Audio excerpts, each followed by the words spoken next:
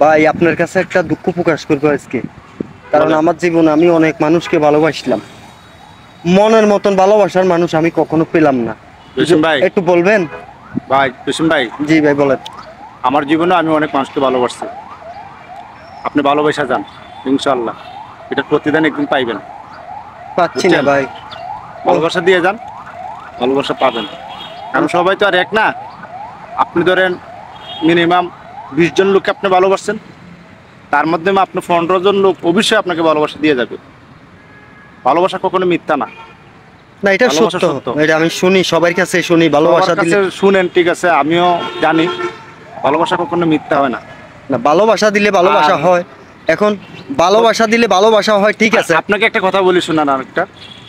আপনি কাউকে ভালোবাসতে গেলে আপনি বিনা স্বার্থে ভালোবাসবেন, এই ভালোবাসাটা অনেক দিন ভাই আমি মানুষকে ভালোবাসি, আমি বিনা স্বার্থে, স্বার্থের জন্য আমি কাউকে ভালোবাসি না।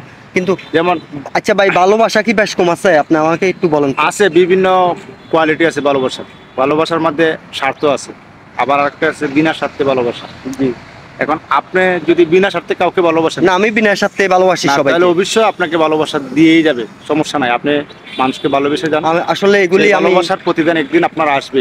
আমি যখন ঘুমাইতে যাই বুঝছেন? তখন আমার মনের ভিতরে একটা ভাবনা আসে, আমি কাকে ভালোবাসতে আছি, কাকে ভালোবাসতে আছি।